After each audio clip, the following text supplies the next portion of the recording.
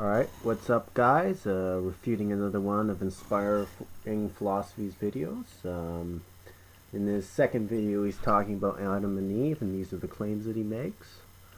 And his basic claim, well, starting off here, it's claiming that Genesis 2 is a sequel of Genesis 1. And his main argument is that Genesis 2 starts off with these are the generations of, but this is a pretty poor excuse, especially when we look at the text of Genesis 2 right next to it. The immediate context tells us this is something different than the rest of them. These are the generations of the heavens and the earth when or in the day that they were created. The very next line. Bayom, or literally in the day, is not a contradiction to Genesis 1 because it is often used non-literally. We use this in English sometimes, like if I were to say Wayne Gretzky in his day was a great hockey player. This isn't a contradiction saying in the day here, so we don't have to worry about that. What we would have to worry about is certain contradictions in other parts of the Bible. For example, Exodus 20 verses 11. In 6 days God created the heavens, the earth, the seas, and all that is in them. Also, when we look at the writings of Flavius Josephus, we see this traditional form expressed by a lot of the early Jews. And this was, in their eyes, a material creation. It wasn't some weird functional purpose, although they did have certain allegorical and deeper interpretations on top of a literal interpretation of this. The difference between the plants, animals, and humans in chronological order between Genesis 1 and Genesis 2 can easily be explained because Genesis 1 is about the creation of the world and Genesis 2 is about the creation of the Garden in Eden. So this isn't a problem for us.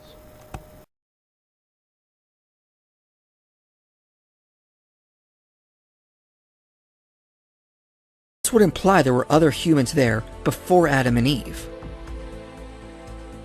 This actually makes sense with a literary device in Genesis. Alright, the first problem with this is Paul calls Adam the proto-anthropos, which means literally the first man. So it ends this idea immediately. Also in Acts 17 it says we're all related to one man. And you could argue this means Noah in this passage, but the problem you're going to run into is inspiring philosophy believes in a local flood, not a global flood, so the only other alternative for him is to say it was Adam being talked about in these passages. Also there's the problem of there was no death before sin. Now in another video IP tries to get around this by saying that it was spiritual death, not physical death. Well, the problem with that is it says death entered through sin. Well, which sin was that? Well, it's quite clear from the context that sin, according to Genesis, was eating from the fruit of the knowledge of good and evil. And then, well, what death followed? Well, according to Genesis, that was physical death that occurred. They were kicked out of the garden and doomed to die due to that. Another claim he claims is that it says in verse 14 that death reigned from Adam to Moses, and then he goes, well, death must have happened after Moses. Well, he's talking about the law. He says the wages of sin is death, and he was saying in the prior verses that death exists through sin, and sin exists through transgression of the law, and the law exists because that's right and wrong, and that's why we need Jesus to free us from the burden of the law, to free us from sin and death. So that kind of falls flat. Yes, death reigned from Adam to Moses. It also reigned past Moses, continuing on to his time. I think Luke had it right when he referred to Adam as the son of God. Well, who was Adam's father? This is part of a genealogy. So you could try and spiritualize away, spiritually explain it away, but the best explanation is that he was physically made, and this is IP's third claim. In terms in the chapter. The authors are using metaphorical language to describe human relationships and our relationship with God. Just like the marriage union is described metaphorically as one flesh, the components that make Adam and Eve are given for theological reasons to describe human identity, not to describe scientific components. Okay, so first off, we know this part of the story is a metaphor because it says quite clearly that is why. Well, what do you mean? It's because it's a historical narrative before that, and the author's using it to explain this why people act in this sort of way. This is not an excuse to take that out of the narrative. Also, this is to ignore the historical context presented to us by Josephus. So we know what Jews were thinking in the first century. So when we look in the New Testament, we see in several places the affirmation that Adam was physically made. This kind of leads us right away to the conclusion that this is the New Testament writers thought this was the case. For dust to describe all of humanity. Being of dust is a common way to denote human mortality. Job 10:9 even says he was made like clay. But obviously Job was not ignorant on how babies were made. Job is Hebraic poetry, so you can't use it. It is very different from Genesis, where we see an actual historical narrative of God doing something.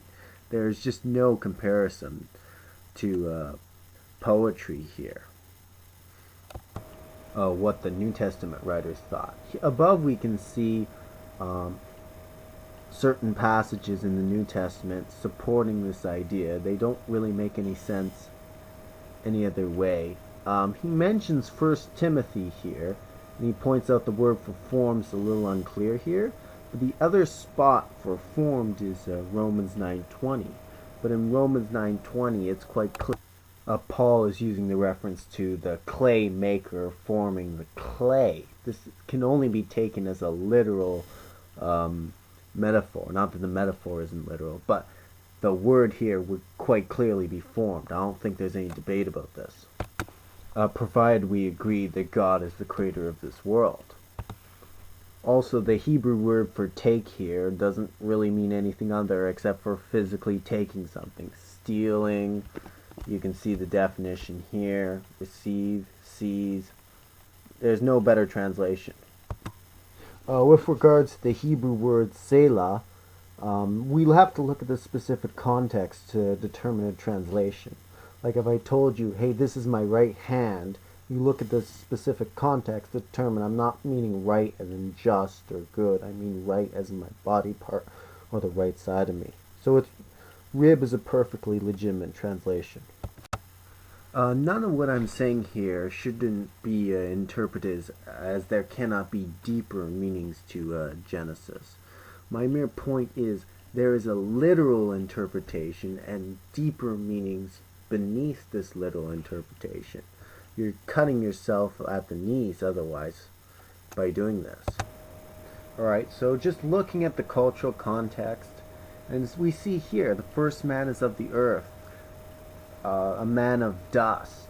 The second man is from heaven. Well, was Jesus truly from above? Logically, yes, and the man below should be there. It just seems logical. And considering the cultural context, all the early Jewish writings we have, they seem to affirm a literal material creation event, and there's no reason to accept anything else. And so I think this is going to conclude my video, and thank you for watching. Sorry for being yup man, but somebody's got to do it. Yeah, so stay tuned for part 3, and like, comment, subscribe, all that good stuff. Thank you, and good evening.